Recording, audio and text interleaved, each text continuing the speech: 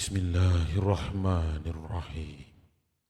Wa qur rabbi a'udzu bika min hamazati syayatin wa a'udzu bika rabbi an yahdurun. Sadaqallahul azim.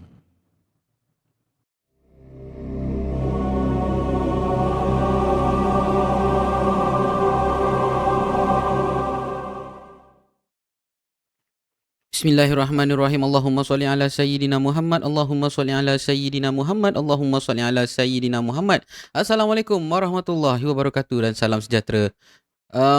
Selamat kembali ke podcast Kamar Remang. Anda bersama dengan Acap si tukang cerita sekali lagi yang bakal menyampaikan pelbagai kisah seram, kisah misteri dan juga kisah mistik untuk anda semua para penggemar kisah-kisah tersebut.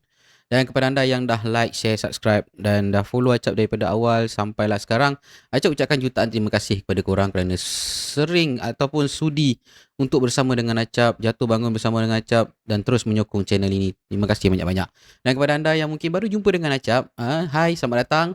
Dan anda di tempat yang betul untuk mendengarkan macam-macam kisah seram dekat sini. Acap harap korang sukalah dengan konten-konten yang telah Acap sajikan untuk anda. Jadi Acap harap, banyak harapan Acap ni. Harap anda boleh tekan butang like, share dan subscribe tu. Dan tekan sekali butang loceng supaya korang tak ketinggalan konten-konten Acap yang akan Acap sampaikan nanti. Okay? So, malam ini insyaAllah Acap akan sampaikan 3 buah cerita. Tapi korang kena bersabar sebab 3 cerita ni panjang-panjang semuanya. Tapi menarik.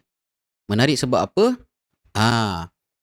Semua orang nak kaya, semua orang nak hidup senang, semua orang nak boleh beli barang ataupun buat apa-apa saja tanpa ada limitation tau. Tanpa ada sebarang macam kalau kita nak makan KFC, nak makan KFC hari-hari pun boleh, tak ada masalah.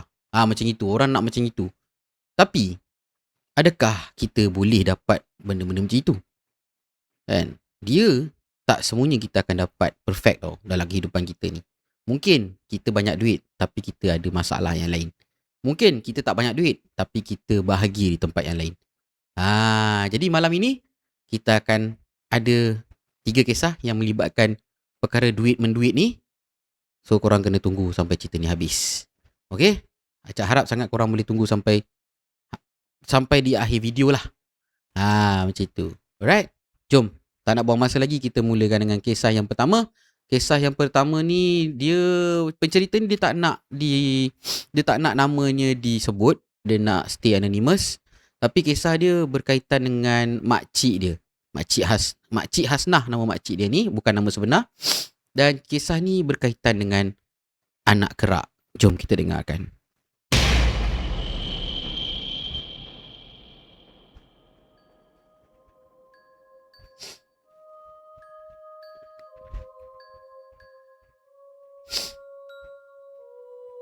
Baik guys, kisah yang Acap nak bacakan pada malam ini adalah kisah yang dihantar oleh seseorang yang tak nak dikenali. Dan menurut beliau, kisah ini berlaku kepada ibu saudara dia. Nama ibu saudara dia Makcik Hasnah. Dan dikatakan Makcik Hasnah ni dan seluruh Makcik Hasnah ni menjadi satu lambang kejayaan untuk keluarga dia. Dan Makcik Hasnah ni juga dikatakan memiliki butik pakaian yang sangat-sangat maju di pantai timur. Lepas tu dia tinggal di rumah banglo 2 tingkat dan sering dilihat memakai barang kemas yang nilainya mungkin lebih mahal daripada harga sebuah kereta. Tapi di sebalik semua kemewahan itu ada satu rahsia yang tersimpan selama bertahun-tahun. Baik, cerita dia mula dekat sini guys. Aku dalam cerita ni mewakili, kita bagi nama dia Ina lah. Ina bukan nama sebenar. Jadi Ina cerita. Okay. Sejak aku kecil lagi Cap, Makcik Senah ni memang berbeza daripada saudara mara yang lain. Dia memang orang senang, tapi dia jarang hadir ke majlis keluarga. Kalau datang pun dia tak pernah nak lama-lama sangat. Dia datang, dia salam-salam, makan sikit lebih kurang balik. Dan dia lebih suka menyendiri dan tak begitu mesra dengan anak-anak saudara dia. Kami semua memang hormat dia sebab dia banyak bantu keluarga yang susah. Tapi dalam masa yang sama kami juga agak segan untuk mendekati dia. Yelah, orang kaya kan, kita ni marhain je. Entah kenapa ada satu tentang diri dia ni yang membuatkan orang tak selesa untuk terlalu rapat tau.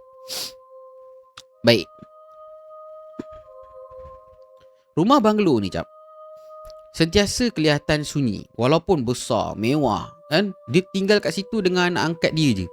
Tak ada orang lain yang tinggal kat dalam rumah tu. Melainkan dia punya orang gaji lah dengan pembantu-pembantu dia kan. Dan aku masih ingat lagi, Cap, setiap kali aku beraya dekat sana, ada satu bilik dekat tingkat atas yang sentiasa akan berkunci.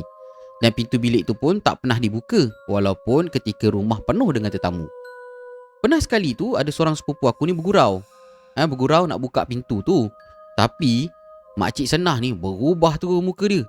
Marah dia kat depan semua orang. Dan sejak hari tu, Cap, tak ada siapa lagi yang berani untuk bertanya tentang bilik tu. Selain bilik berkunci tu, ada satu lagi perkara yang sering menjadi perhatian aku, Cap. Dan kadang-kadang ketika kita orang ni, yelah, pernah dah juga bermalam dekat rumah dia ni, aku akan terdengar suara makcik Senah ni cakap sorang-sorang tau. Tengah-tengah malam ni dia cakap sorang-sorang. Dan pada mulanya aku sangka yang dia sedang bercakap melalui telefon. Tapi, Cap, bila aku mengintai daripada luar bilik dia ni, aku nampak dia tengah duduk sorang-sorang sambil bercakap.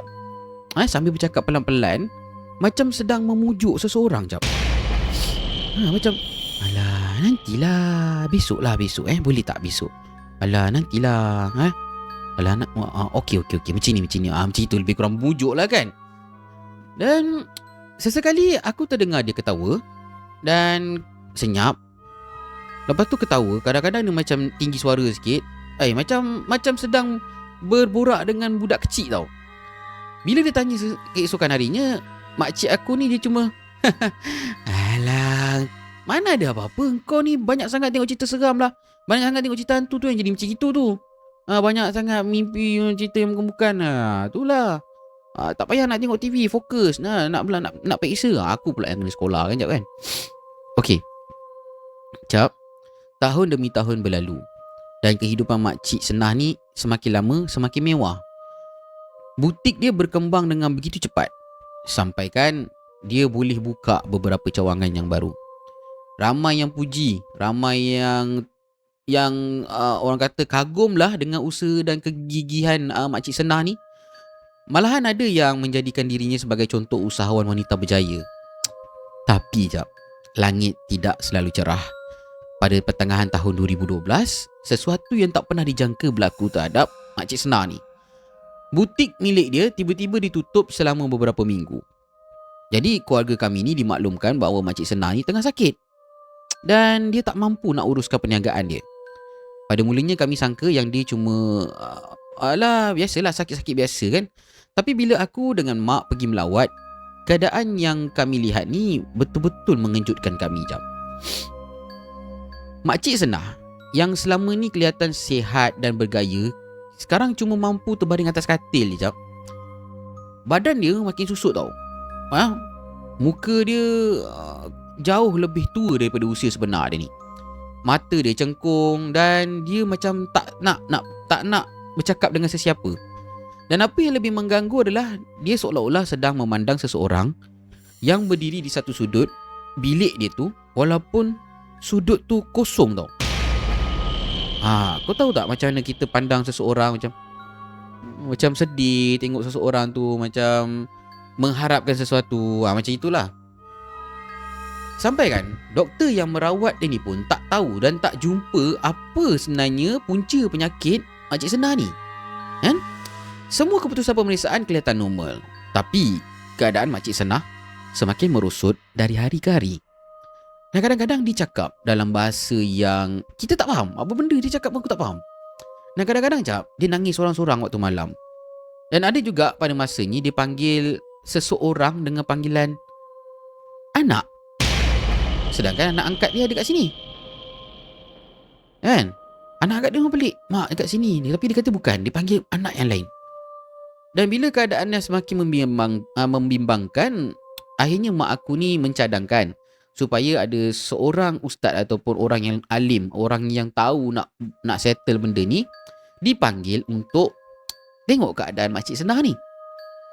Pada mulanya ahli keluarga tak setuju. Tapi selepas melihat keadaan dia yang semakin lemah ni Cap, semua orang akhirnya bersetuju. Dan beberapa hari kemudian, ada seorang ustaz yang dikenali oleh keluarga kami ni datang. Datang ke rumah tu untuk bantu rawat Makcik Asnah ni. Dan pada malam itu, sebelum waktu rawatan dimulakan, tiba-tiba hujan turun dengan lebat Cap. Hujan turun lebat dengan macam ribut dia semua. Jadi kami ni semua tak keluar lah. Kami ni semua berkumpul dekat dalam bilik Makcik Senah ni untuk tengok ritual perubatan daripada ustaz ni kan. Jadi ustaz ni pun mulalah membaca ayat-ayat suci Al-Quran, apa benda semua, baca ruqyah apa kan. Dan pada awalnya tak ada apa pun yang berlaku, cuma biasa je Makcik Senah ni terbaring macam biasa je kan. Tapi jap, selepas beberapa ketika, tubuh Makcik Senah ni mula menggeletar tu jap. Menggeletar macam tu kan. Nafas dia semakin laju dan wajah dia berubah macam seorang yang sedang menahan kesakitan yang amat sangat, macam macam itu kan. Jadi ustaz ni pun teruskan bacaan dia tanpa henti. Dan tiba-tiba Makcik Senah ni buka mata dan pandang tepat ke arah kami semua jam. Pandangan dia sangatlah berbeza dan lain daripada biasa. Kemudian dia mula bersuara, dan suara yang dia bercakap ni bukan seperti suara dia. Suara dia tu macam serak-serak, seolah-olah macam tak boleh nak keluar daripada kerongkong dia. Lebih kurang macam, "Jangan ganggu aku. Jangan ganggu dia. Jangan ganggu dia." Dia lebih kurang macam itu. Satu bilik tu jadi sunyi. Semua diam, terkesima. Bukan terkesima, macam terkejut lah tengok Makcik Senah ni bercakap dengan suara macam itu. Dan aku masih ingat lagi macam mana mak aku terus genggam tangan aku masa tu Cap. Ustaz tu tak berhenti tau, baca dan terus melawan. Dan ustaz tu tenang. Walaupun Makcik Senah ni macam menggigil-gigil lah, meronta lah apa, dia tenang dan pandang ke arah Makcik Senah ni. Dan kemudian ustaz tu macam dia relax, dia tengok Makcik Senah, dia tanya, siapa yang ada kat dalam badan makhluk apa? Siapa yang ada kat dalam badan anak cucu Adam ni? Siapa engkau? Ustaz tu tanyalah. Ustaz tanya relax je kan. Dan beberapa saat selepas itu dia jawab. Makcik Senah ni dia tak jawab, dia cuma macam senyum macam, senyum yang kita orang tak pernah tahu tengok dia senyum macam itu. Bukan Makcik Senah lah kalau senyum macam itu. Lepas tu dia pun mula bersuara. Dia janji nak jaga aku. Dia janji takkan tinggalkan aku. Suara dia berubah-ubah tau Jap. Kejap jadi suara perempuan tua, kejap jadi suara budak-budak kan. Dan masa itulah aku mula melihat air mata mengalir di pipi Makcik Senah ni, walaupun rupa dia ataupun wajah dia masih kelihatan tersenyum. Jadi ustaz ni pun teruskan bacaan ayat suci Al-Quran dan dia tanya sekali lagi, sebenarnya apa yang kau nak dengan dia ni? Apa yang kau nak? Kali ni Makcik Senah menoleh perlahan-lahan ke arah pintu bilik dia sebelum dia jawab dengan suara yang macam tadi, tapi dalam. Aku nak dengan dia. Aku nak dia balik dengan aku. Aku nak balik.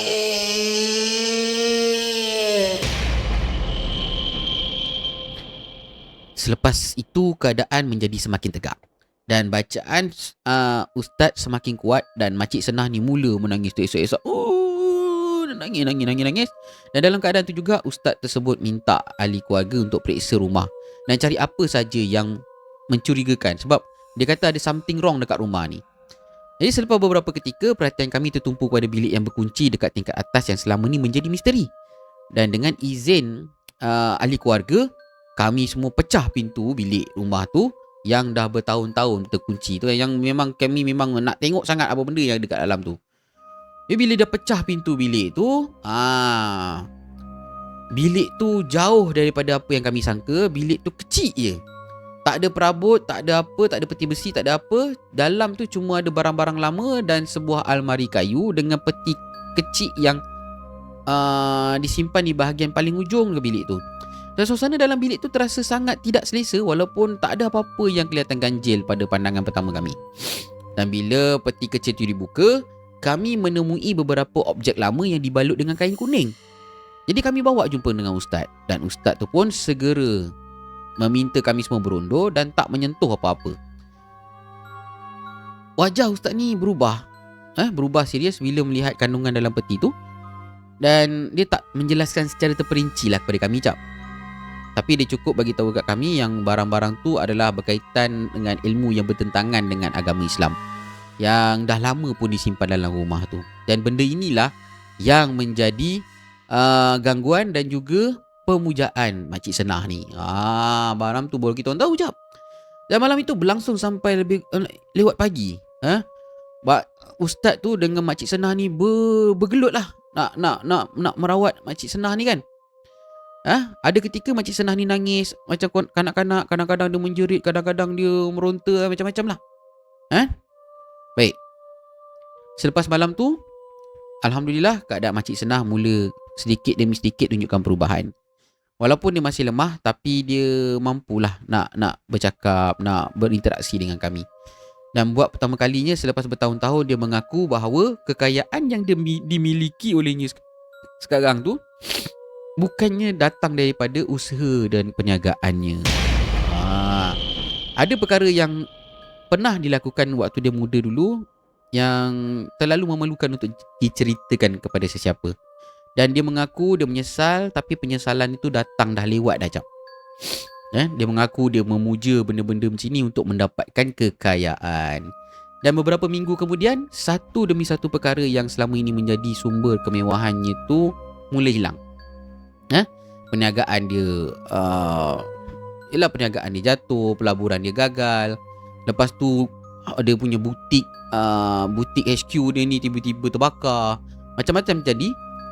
Walaupun dia terselamat, kehidupan yang selama ini dia bina yang kaya raya tu hilang sikit demi sedikit. Dan Makcik Senah alhamdulillah selamat dan dia dah dipisahkan dengan perkara-perkara yang dipuja tu.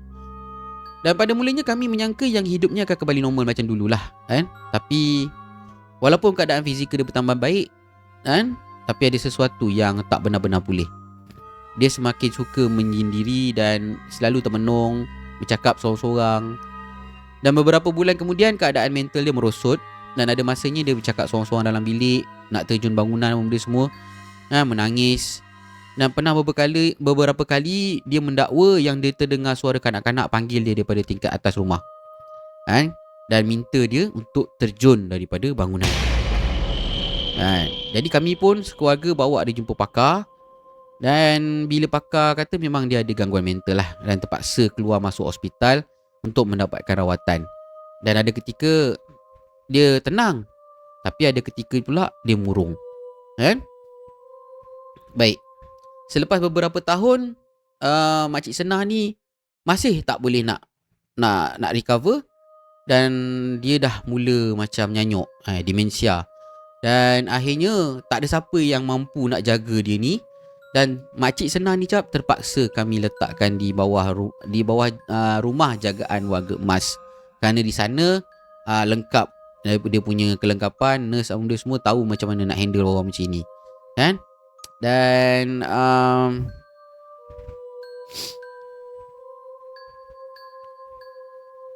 macam itulah. Dan begitulah kisahnya Makcik Asnah ni, di mana setiap malam dia akan tanya, ada yang datang cari makcik tak? Anak makcik ada datang tak? Nanti dia ketawa, dia menangis. Macam itulah Makcik Asnah. Baiklah, Jap, sehingga hari ni aku masih teringat keadaan Makcik Asnah pada hari tu. Dan kekayaan yang pernah menjadi kebanggaannya tu dah hilang semua. Rumah banglo dia, kereta dia, apa benda semua memang dah tak ada dah. Anak angkat dia pun dah tak pedulikan dia, apa benda semua dia hilang 100%, hilang segala-galanya. Jadi, Cap, itulah saja kisah yang aku nak kongsikan pada malam ini. Aku bukan nak mengaibkan sesiapa, tapi nak berkongsi cerita dan juga kisah supaya dapat kita ambil pengajaran dan iktibar daripada kisah ini. Terima kasih Cap kerana sudi untuk bacakan kisah ini. Dan semoga kita dijauhi daripada perkara-perkara yang berikut. Kalau nak kaya, nak berjaya, usaha. InsyaAllah Allah akan tolong. Mengharap segala-galanya daripada Allah Subhanahu Wa Taala. Sekian. Assalamualaikum warahmatullahi wabarakatuh. Jumpa lagi Cap.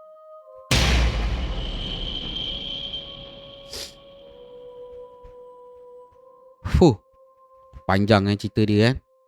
Baru satu cerita dah 20 minit babe. Baru satu cerita dah 20 minit. Tapi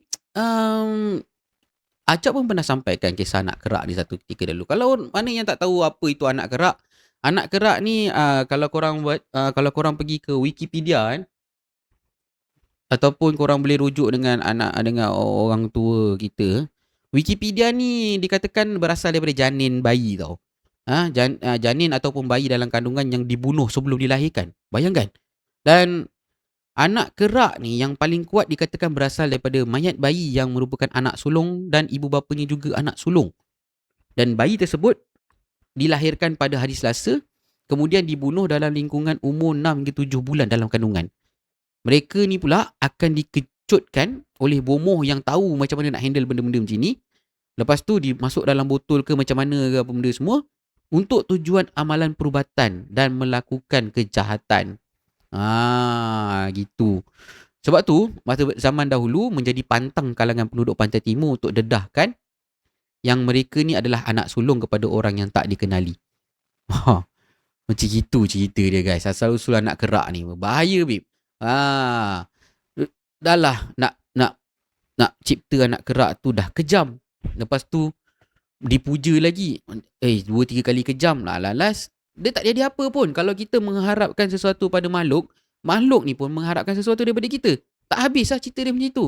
Jadi apa-apa pun kalau kita nak sesuatu, harapkan kepada Allah Subhanahu Wa Taala. Kerana Allah itulah sebaik-baik penolong dan Allah itulah sebaik-baik pemberi rahmat untuk kita. Right? Baiklah. Ini akan masuk ke kisah yang kedua. Korang okey tak? Acap punya cerita panjang-panjang ni. Acap harap korang okey lah Okey, kisah yang seterusnya ni disampaikan oleh Iwan. Iwan dia nak confess lah apa yang pernah dia buat waktu ketika dia muda dulu, ataupun waktu ketika dia sedang macam buntu nak buat apa. Dia dengan kehidupan yang sekarang ni keras, yang yalah orang kata orang semua tengah susah, ekonomi tak berapa nak stable. Jadi dia terjerumus dalam satu kancah perbuatan yang rasanya macam tak perlu kita buat lah. Jadi Iwan kata dia nak kongsikan kisah ni. Jom kita dengarkan kisah dia dengan kisah yang bertajuk Tarik Duit.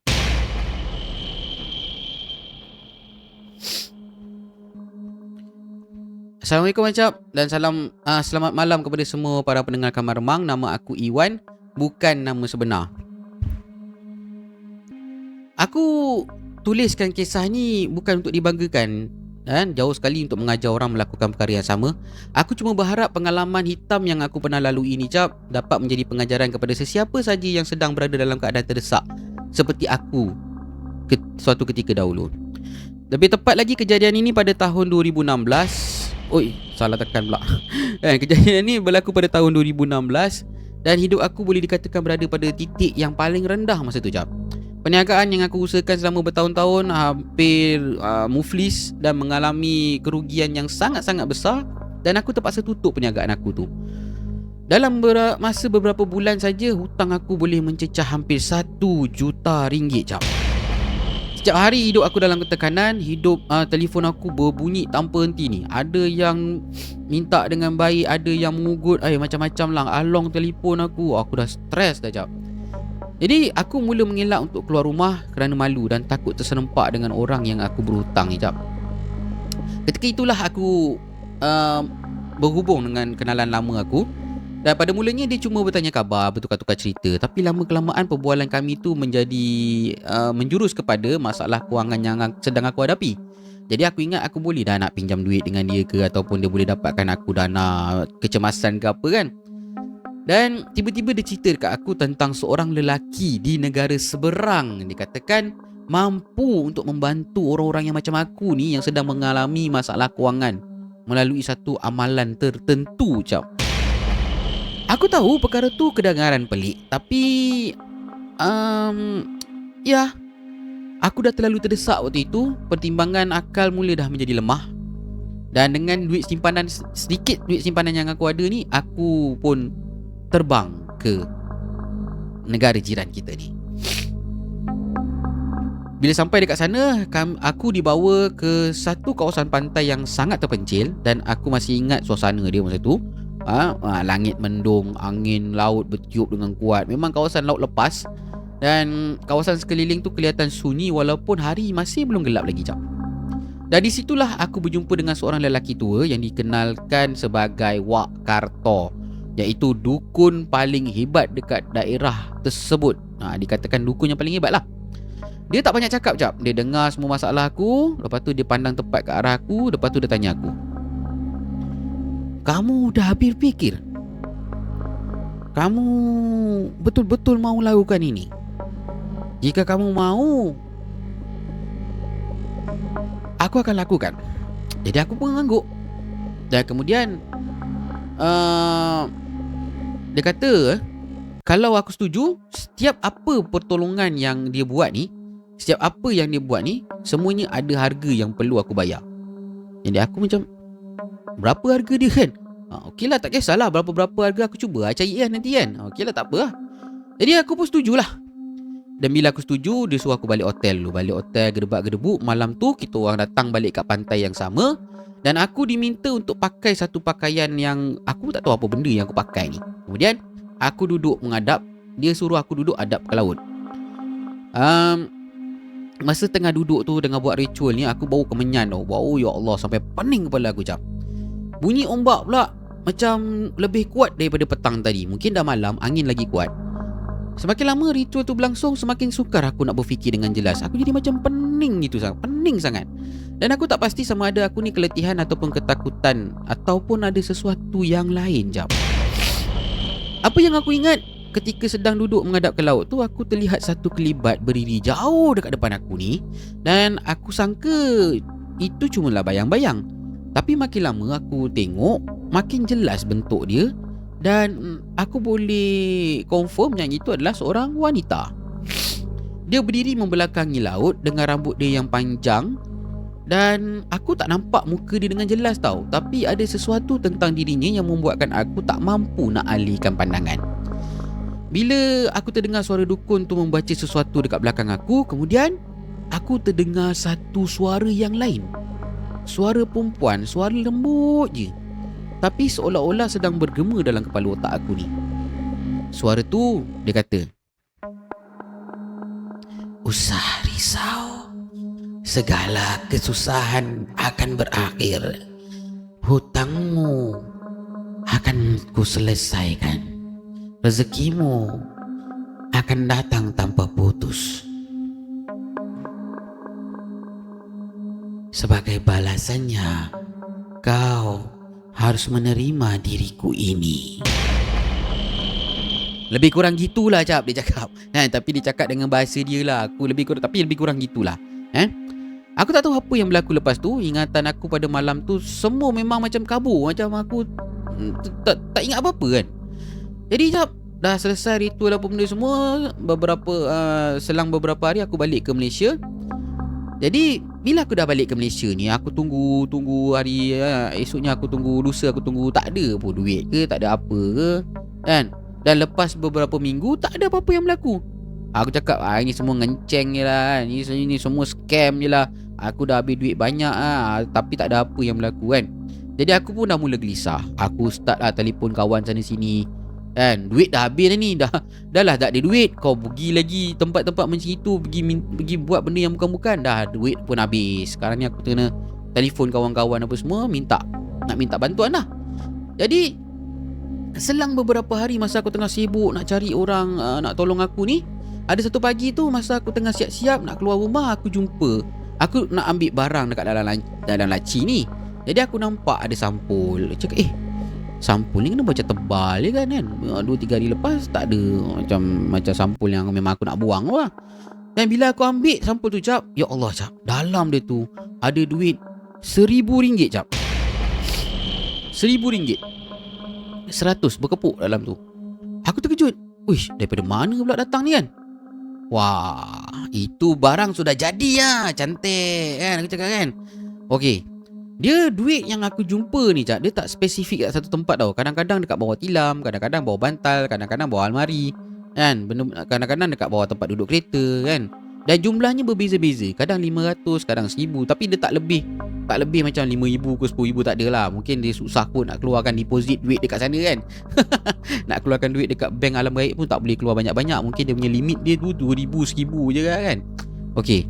Dalam tempoh beberapa bulan, keadaan kewangan aku dah mula pulih lah. Hutang yang sebelum ni macam mustahil aku nak selesaikan, aku dah boleh kurangkan hutang-hutang aku kan. Dan aku mula percaya bahawa apa yang berlaku dekat pantai tu benar-benar mengubah nasib aku. Jadi bersama dengan rezeki yang datang tu Cap, muncul juga perkara-perkara yang tak dapat aku jelaskan Cap. Kan? Di mana aku selalu mimpi wanita yang aku jumpa dekat pantai hari tu. Kan? Kadang-kadang aku mimpi dia berdiri kat ujung pantai, kadang-kadang aku mimpi dia dekat luar rumah aku, cuma memandang aku daripada tingkap bilik. Kan? Mula-mula mimpi tu datang sekali-sekala je, tapi lama kelamaan hampir setiap minggu Cap dia datang. Kan? Aku juga mula terjaga pada waktu malam sebab merasakan seperti ada seseorang dekat dalam bilik aku ni. Bila aku buka mata tak ada siapa-siapa, tapi perasaan diperhatikan tu tetap ada Cap. Masuk tahun kedua, keadaan menjadi semakin teruk. Badan aku semakin lemah walaupun aku tak ada penyakit dan yang dikesan oleh doktor. Tapi setiap kali aku bangun pagi, aku akan nampak ibu jari kaki aku berdarah. Berdarah dan lebam. Kadang-kadang aku nampak ibu jari tangan aku ni lebam, berdarah. Kan? Kadang-kadang macam-macam lah. Sekejap berlebam-lebam sana sini. Dan ada malam-malam tertentu di mana aku akan terjaga tepat jam 3 pagi tanpa sebab tau. Yang setiap kali itu berlaku, suasana dalam bilik ni terasa berbeza. Seolah-olah macam seluruh dunia di luar bilik aku ni dah hilang. Dan dalam kesunyian itu, kadang-kadang aku terdengar bunyi macam seseorang sedang berjalan dekat luar pintu bilik aku. Aku tak pernah lah ada keberanian nak buka pintu bila aku dengar bunyi tapak kaki ni. Aku biarkan je. Jadi keadaan itu dah berlarutan sampailah aku dengan girlfriend aku akhirnya pilih untuk kahwin. Bila aku cakap aku nak kahwin ni, kehidupan aku lebih teruk. Semakin hampir aku nak sampai kat tarikh pernikahan kita orang, gangguan yang aku alami tu semakin lama semakin kerap.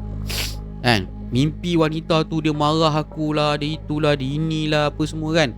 Dan pernah satu malam tu masa aku tengah driving nak balik ke daripada tempat kerja, aku nampak ada seorang wanita ni berdiri dekat tepi jalan dalam hujan. Dan bila kereta aku menghampiri dia, dia angkat kepala dan pandang ke arah aku. Dan aku sangat-sangat terkejut bila mana perempuan tu adalah perempuan yang sama datang dalam mimpi aku Cap. Dan dalam masa yang sama, tunang aku juga mengalami perkara-perkara yang sukar untuk dijelaskan. Dia pernah mengadu yang terdengar suara perempuan menyanyi lah.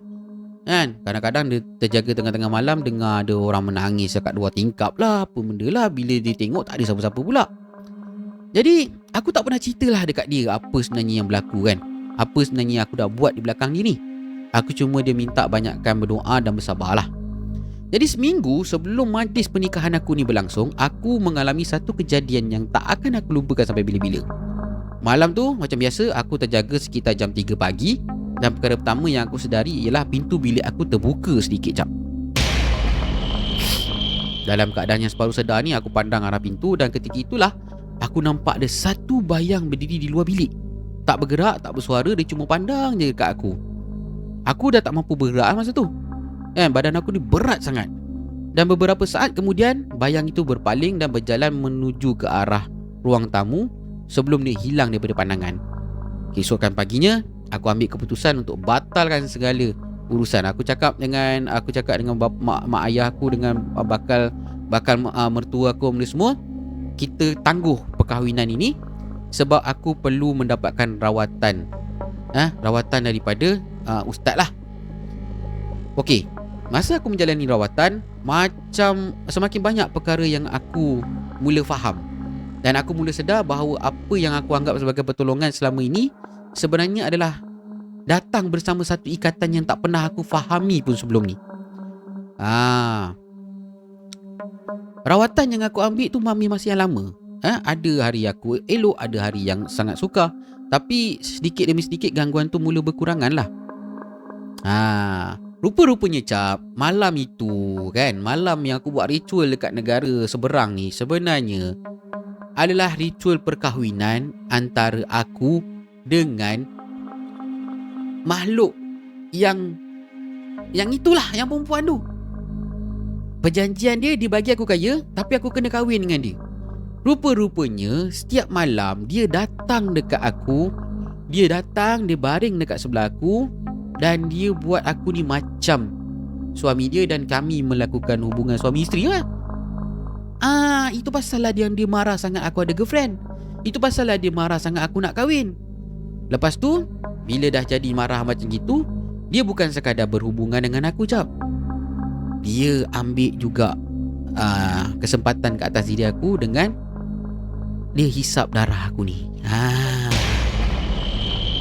Ini ustaz tu yang bagi tahu aku lah. Aku pun try call member aku ni kan. Sebab malam tu ingat tak aku cakap di mana yang aku tak boleh nak fikir. Malam tu aku macam pening dan aku seolah-olah dipukau. Rupa-rupanya itulah ritual dia. Okay. So aku dapat duit dan akhirnya dia nak makan aku balik. Dan ustaz tu cakap kalau aku lambat sikit ni, nyawa aku pula yang menjadi galang gantinya. Jadi Cap, ustaz tu boleh-bolehnya rawat aku, dan rawatan ini bukanlah sehari dua. Makan masa juga. Sebulan 2 bulan juga aku nak putuskan segala hubungan aku dengan makhluk durjana tu. Bila aku buat rawatan tu dah semakin kurang lah. Wanita tu datang daripada dalam mimpi aku, dan wang tunai yang selama ni aku terima tu dah tak ada lagi aku terima. Dah tak ada lagi nampak dapat bawah tilam ke bawah mana ke, memang tak ada dah. Senyap macam gitu je. Dan aku pun tak tahu nak jelaskan dengan korang macam mana lah. Benda tu memang orang kata sukar untuk dijelaskan. Dan apa yang aku tahu, semua kemewahan yang datang secara misteri tu akhirnya pergi macam itu je lah. Alhamdulillah aku dapat putuskan segala hubungan aku dengan makhluk tu. Dan akhirnya aku dapat bina semula kehidupan aku macam biasa. Dan aku bekerja macam biasa. Dan aku tinggalkan semua perkara-perkara ritual yang aku buat sebelum ni. Dan Alhamdulillah aku hidup bahagia dengan isteri aku. Cumanya ada satu perkara yang masih bermain di fikiran aku, dan masih mengganggu fikiran aku sebenarnya. Setiap kali malam Jumaat tiba, kadang-kadang aku akan terdengar bunyi seperti kuku menggaru perlahan di tingkap bilik tidur aku. Dia bunyinya tak kuat, dan gangguan tu pun tak berlaku lama, cuma beberapa saat je, tapi cukup untuk membuatkan aku mengingati semula segala kesilapan yang pernah aku lakukan dulu. Aku tak tahu itu adalah gangguan sebenar ataupun cuma mainan minda aku, tapi rasa bersalah tu masih ada dalam diri. Aku terus-terusan setiap malam solat taubat dan solat hajat, meminta supaya Allah mengampuni dosa-dosa aku, kerana meminta pertolongan selain daripadanya. Jadi tak, begitu sajalah kisah daripada aku, Iwan. Aku harap kisah ini menjadi iktibar buat pendengar podcast Kamar Remang di luar sana. Assalamualaikum warahmatullahi wabarakatuh. Okay guys, itu kisah daripada Iwan. Cerita dia mind blowing, babe. Acap mula-mula baca cerita ni pun macam tak percaya kan. Tapi bila Acap buat research balik, memang ada perkara-perkara macam ni. Kalau korang pernah dengar, ataupun kalau korang pernah dengar cerita Nyi Blorong. Kalau korang pernah dengar cerita Nyi Blorong daripada negara seberang tu, lebih kurang macam cerita si Iwan ni, kan? di mana dia akan memuja Nyi Blorong ni. Nyi Blorong ni wujud seorang puteri. Nyai tu macam nyai nenek, tidaklah nenek, boleh nyai tu macam nenek boleh lebih kurang lah kan. Dan dia wujud seorang wanita. Dan dia ni kalau kita baik dengan dia wujud wanita lah. Tapi kalau kita buat taik dengan dia ataupun kita melanggar pantang larang yang dia dah tetapkan, dia akan wujud dia akan wujud sebagai seekor ular. Itu adalah orang kata mitos ataupun cerita-cerita orang-orang lama ataupun folklore lah orang panggil, cerita-cerita legenda lah, hikayat orang. Tapi sebenarnya kalau ikut pada ayah Acap yang pernah follow orang yang pergi buat benda-benda macam ni, dia kata Nyi Blorong ni memang ada. Memang ada yang menyeru dia dan memang ada yang betul kaya, tapi timbal balik dia itulah. Duit banyak tapi family tak bahagia, porak-peranda, bercerai-berai, ada yang mati, macam-macam lah. Gitulah. Jadi sedikit info untuk korang mungkin yang tak tahu. Baik. Kita dah sampai ke kisah yang terakhir malam ni. Ceritanya pun panjang juga. Acap harap korang boleh bersama dengan Acap sampai ujung video ni. Dan sebelum Acap terus ke kisah ni, Acap nak bagi tahu kat korang yang Acap dah keluarkan satu merchandise eksklusif untuk semua para penggemar podcast Kamar Remang, iaitu mug Kamar Remang, ngopi dulu baru ngilai. Jadi korang boleh dapatkan mug ini melalui website Acap di situkangcerita.com. Korang scroll kat bawah, nanti korang dapat dia punya, nampak korang dia punya ni lah, kolom pembelian tu. So korang boleh beli dekat sana. Harga cuma RM23 dan korang boleh pre-order dulu. Sebab Acap mug ni Acap tak beli banyak-banyak. Acap kita buat pre-order. Sebab dia punya Acap tak nak simpan dekat sini banyak-banyak, takut pecah, takut rosak kan. So kalau korang order, kita terus pergi order dekat supplier kita, dia print nama benda semua, hantar kat korang. Cuma ada beberapa orang yang dah beli, tapi Acap belum sempat belum hantar lagi disebabkan ada hari tu ada defect sikit dekat kita punya barang dan ada kesilapan daripada segi design dan diorang tengah buat balik kat sana. InsyaAllah dalam next week dah siap. Bila dah siap nanti Acap akan hantarkan kepada korang yang dah beli tu. Terima kasih banyak-banyak pada yang dah buat pembelian dan buat tempahan mug ni. Acap harap korang sukalah. Boleh guna untuk minum, boleh guna untuk letak pen ke, letak apa ke, dan boleh buat untuk gift ke, terpulang lah korang nak buat apa. Gitu. Alright guys, jom kita ke kisah yang terakhir pada malam ini. Kisah ni datangnya dari memang pure daripada seberang. Dan cerita ni adalah cerita benar sebenarnya. Cerita yang dikongsikan di Threads, kalau tak silap baca. Threads ke X macam itulah. Dan kisah ini juga dah dijadikan cerita ataupun filem di Netflix. Tajuk yang ada dekat Netflix tu Di Ambang Kematian. Tapi tajuk yang disampaikan kepada Acap ni bukanlah Di Ambang Kematian. Dia bertajuk, penulis ni dia letak tajuk kat sini, Pesugihan Kandang Bubrah. Jom kita dengarkan. Menarik cerita ni.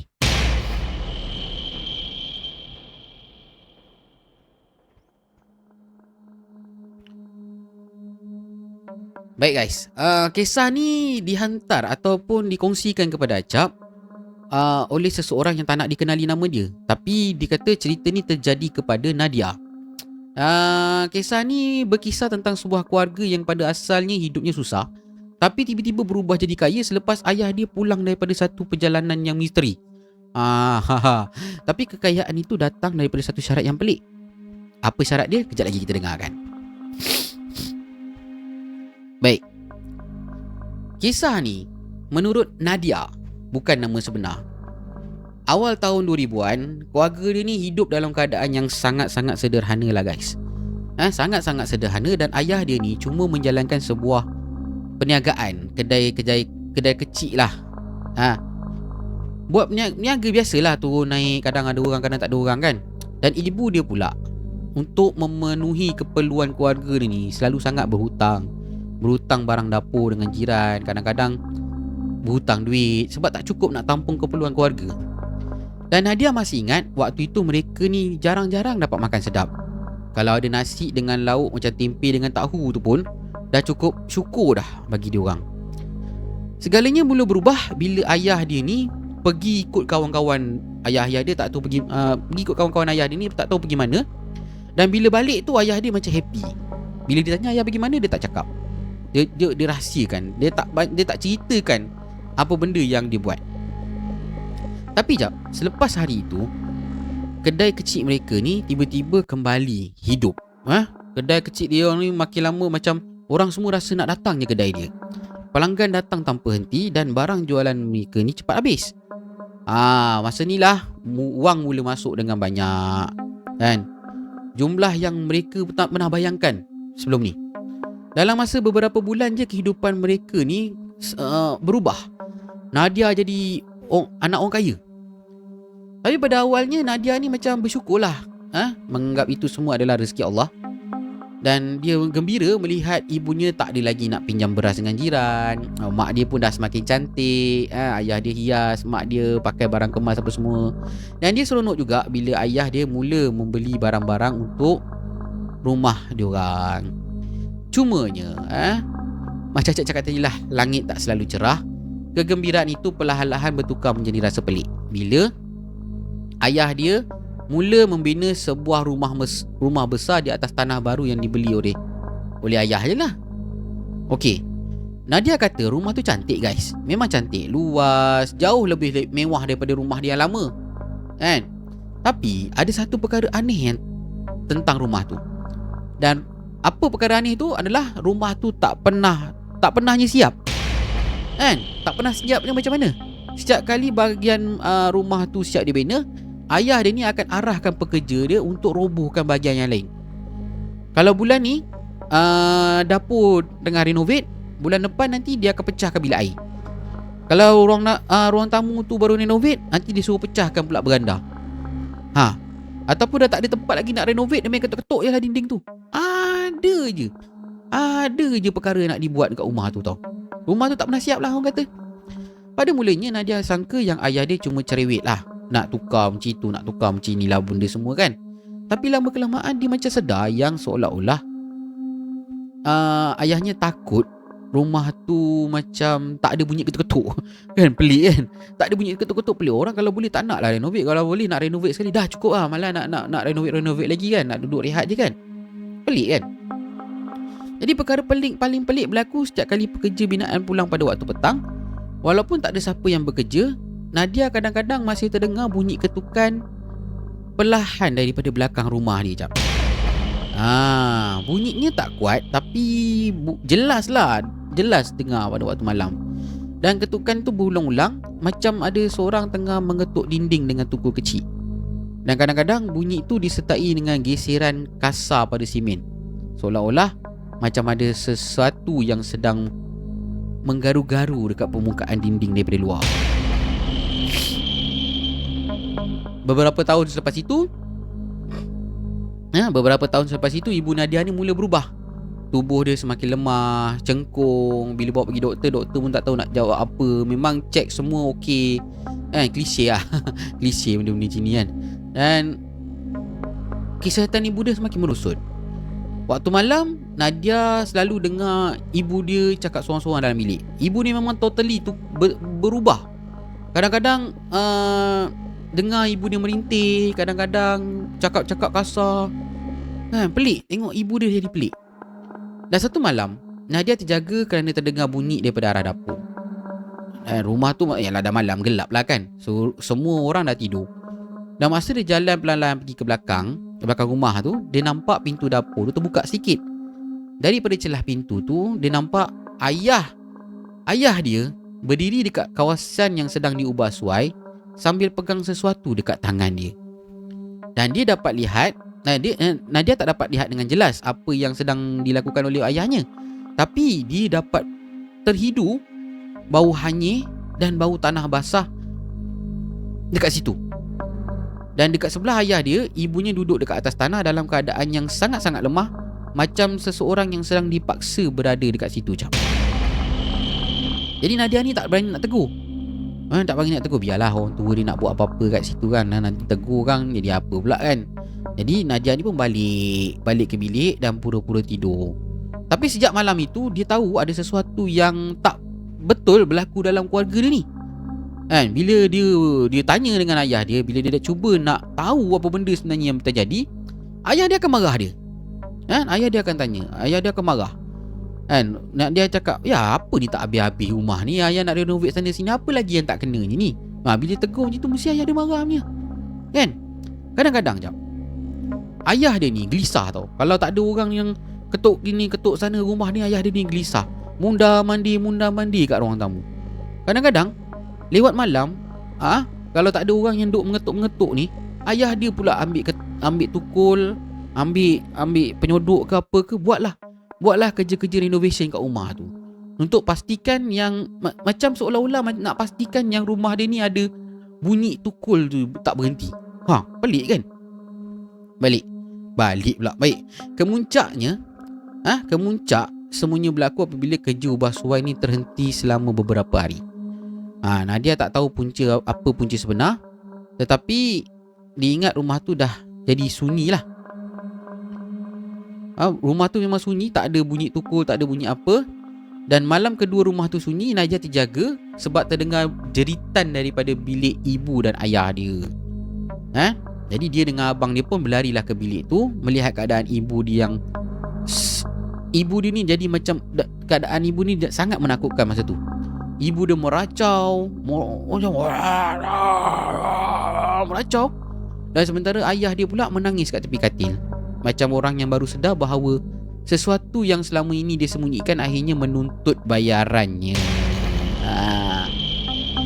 Dan malam itu menjadi titik hitam untuk hidup Nadia ni.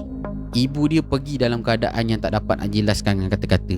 Ibu dia masa tu dia dah meronta-ronta. Lepas tu dia macam terbalik macam tu kan. Badan dia macam bunyi sendi-sendi krak. Lepas tu ibu dia macam menjerit.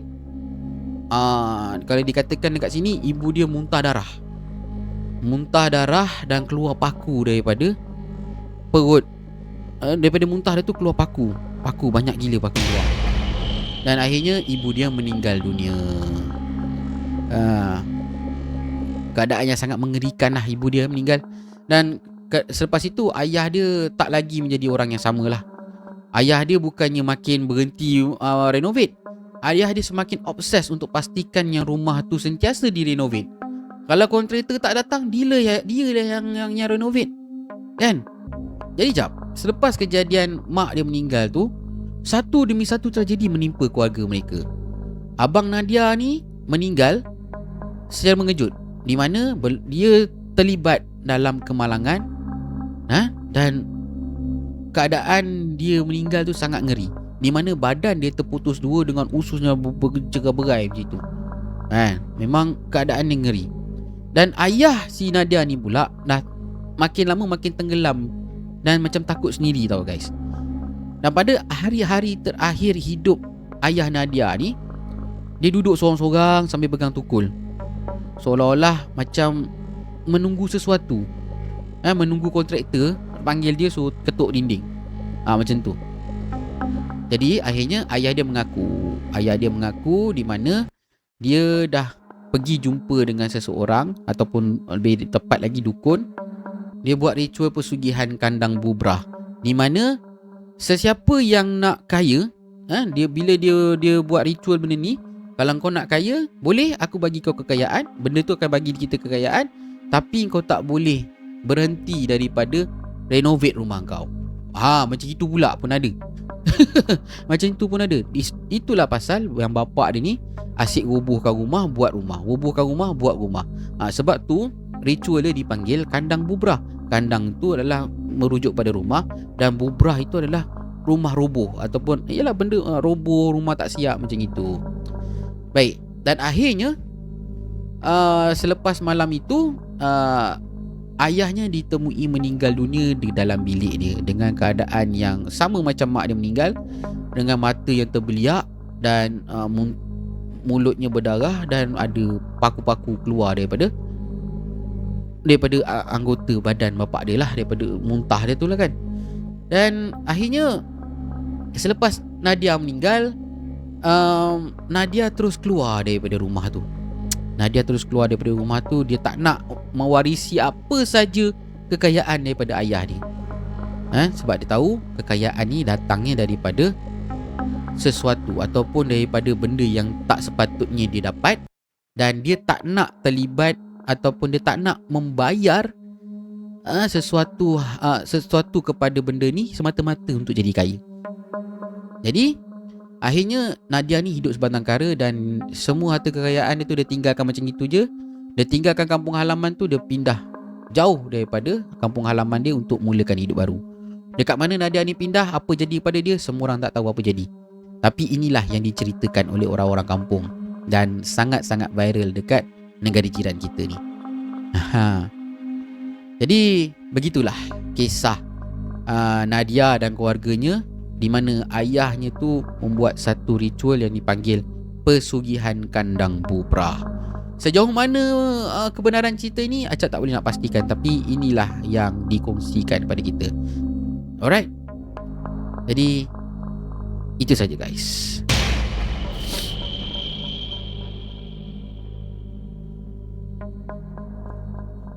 So guys, macam mana? Korang okey tak? Acap harap korang okey lah. Terima kasih kepada korang semua yang masih setia bersama dengan Acap daripada awal video tadi sampailah akhir video. Dan Acap harap korang boleh ambil iktibar daripada ketiga-tiga kisah yang telah Acap sampaikan kepada anda tadi. Baik guys. Kita kalau nak meminta-minta, biarlah kita meminta-minta kepada Allah. Sebab memang Allah tu jadikan kita ni makhluk yang memang diciptakan untuk meminta-minta dengan dia. Tapi kalau kita minta dengan makhluk, pasti ada balasan dia. Pasti dia akan mengharapkan balasan. Jadi mintalah kepada Allah, hasbunallahu wa ni'mal wakil, wala haula wala quwata illa billahil aliyyil azim. Kerana kita ni hamba, kan? Mintalah apa saja kepada Allah Subhanahu taala dengan sepenuh harapan. Dengan sepenuh harapan. Dapat tak dapat itu nombor dua, yang penting kita minta dulu. Tapi apa yang pentingnya kat sini lagi, kadang-kadang apa yang kita minta tu tak perlu pun untuk kita. Tapi Allah gantikan dengan benda yang lebih baik daripada apa yang kita minta tu. Itu yang pasti. Jadi guys, itulah dia kisah yang Acap nak sampaikan pada malam ini. Alright? Baik, sebelum Acap melabuhkan tirai, sebelum Acap kita tamatkan episod kita pada malam ini, ingin Acap ingatkan kepada anda semua yang mungkin nak berkongsikan kisah-kisah seram anda. Anda boleh hantarkan terus ke alamat email Acap di sini, di acapsitukangcerita@gmail.com, ataupun korang boleh hantarkan melalui WhatsApp di talian 011 1332 3844. Hantarkan penulisan anda ke voice note ke apa ke, hantar kepada Acap. InsyaAllah Acap akan cuba untuk sampaikan sebaik yang mungkin dalam episod-episod yang akan datang. Alright. Okay. Acap nak buka kat sini kepada anda yang mungkin nak berkongsikan cerita secara live. Bukan secara live lah, nak datang ke studio Acap sebagai tetamu. Acap memang sedang mencari tetamu-tetamu baru yang sudi untuk berpodcast dengan Acap di studio. Korang boleh hantarkan korang punya video ataupun mungkin voice note, lebih kurang dalam 30 ke 45 saat macam itu, hantarkan kepada Acap yang kita akan buat casting. Kalau anda terpilih, dan anda boleh datang ke studio Acap dan kita berpodcast bersama-sama. Sebab Acap dah lama ni tak ada buat kamar remak in person ni kan. So Acap nak cari tetamu-tetamu yang baru untuk bersama dengan Acap dalam kita punya podcast kamar remak ni. Alright guys, jangan malu-malu, hantar je korang punya video ataupun permohonan korang tu kepada Acap. Alright. Jadi horror diri dah penuh semua. Jadi Acap tak perlu, Acap tak nak kita, kepada yang dah beli tiket tu, Acap ucapkan jutaan terima kasih. InsyaAllah kita akan jumpa pada 22 bulan 8 nantilah guys. Mana yang tak sempat beli tiket, korang doa-doa. InsyaAllah horror diri akan buat episod yang kedua. Bila kita tak tahu lagi, nanti kita akan maklum. So korang kena stay updated, follow horror diri punya social media, jangan tertinggal lagi lah. Baik, jangan lupa dapatkan juga mark Acap kat sini. Mark ngopi dulu baru ngilai. Ini pun korang kan boleh pre-order. Dah boleh pre-order, korang pergi dekat situkangcerita.com. Ada dekat sana. Baik guys, Acap rasa itu saja untuk malam ini. Macam biasa pesanan Acap, jangan tinggal solat geng, banyakkan berzikir, banyakkan berselawat. InsyaAllah kita akan selamat dunia dan akhirat. Jumpa lagi nanti. Assalamualaikum warahmatullahi taala wabarakatuh. #seramtak.